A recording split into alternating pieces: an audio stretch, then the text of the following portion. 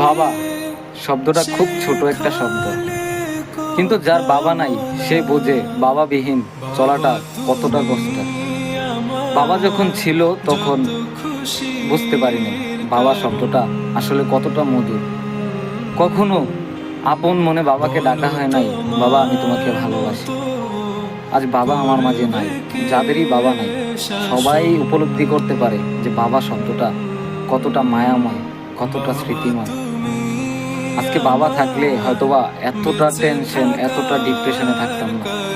বাবা বলতো, বাবা তোর কোনো চিন্তা নাই, আমি তো আছি তোর মাথার উপরে। বাট এখন কিন্তু বলার মতো, এই কথাটা বলার মতো কেউ নেই, কারণ বাবা নামের ছায়াটাই মাথার উপরে নেই। তো আমি দোয়া করি বাবা নামের সবাই যেন বাবাকে নিয়ে থাকেন, বাবাকে নিয়ে দোয়া করবেন।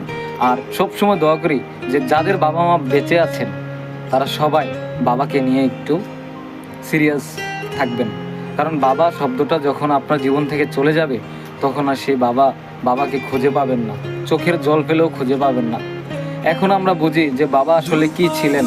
বাবা যে আমাকে কথাগুলো বলতেন যে বাবা এইগুলো করো না, ওইগুলো করো না, এটা ভালো না, ওইটা ভালো না, কিন্তু এখন তো বলার মতো কেউ নাই। বাবা নামের যে বটগাছের ছায়াটা ওইটা এখন মাথার উপরে নাই। বাবা চলে গেছেন, আল্লাহ ওনাকে বেহেশত নসিব করুক। আমি দোয়া করি পৃথিবীর সকল বাবা মা যেন আল্লাহ জান্নাতবাসী করেন। তো দিন শেষে একটা কথাই বলবো, কোনো সময় বাবাকে বলা হয় নাই জড়িয়ে ধরে, বাবা আমি তোমাকে ভালোবাসি, বাবা আই লাভ ইউ, আমি তোমাকে কতটুকু ভালোবাসি আমি এটা তোমাকে বোঝাতে পারবো না। কিন্তু আজকে আমার বাবা আমার মাঝে নাই।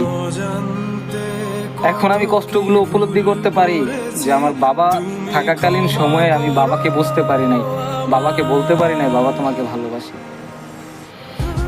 যাদেরই বাবা মা বেঁচে আছে এখনো, সবাই বাবা মার জন্য দোয়া করবেন, বাবা মার সাথে ভালো ব্যবহার করবেন। দেখবেন একদিন আপনিও বাবা হবেন, সবাই প্রত্যেকটা মানুষ বাবা হবে। যখন বাবা হবেন তখন বুঝতে পারবেন আসলে বাবা জিনিসটা কি। বাবা থাকাকালীন সময় তো আমরা কেউ বুঝি না, তাদের মূল্য বুঝি না, তাদেরকে মূল্যায়ন করতে বুঝি না। যখন বাবা চলে গেছেন, আজকে আমার বাবা নাই, সংসারের টেনশন, ফ্যামিলির চিন্তা, এইটা লাগবে ওইটা লাগবে, সবার আবদার পূরণ করতে করতে 25 বছর বয়সে, 20 থেকে 25 বছর বয়সে আমি শেষ। মানে আমি পুরাই তিলে তিলে ভিতরে একদম ধ্বংস হয়ে গেছি। বাবা নেই। আজকে যদি বাবা বেঁচে থাকতেন তাহলে কিন্তু এতটুকু কষ্ট বা এতটা লাঞ্ছনা, এতটা যন্ত্রণা, পরিবারের এতটুকু অবহেলা, পরিবারকে ছেড়ে দেশের বাইরে আসা, এগুলো কখনোই করতাম না, কখনোই হয়তোবা হইতো না। আমার জীবনটা হয়তোবা আরও রঙিন হইতে পারত। তাই বাবাকে সবাই সম্মান করবেন।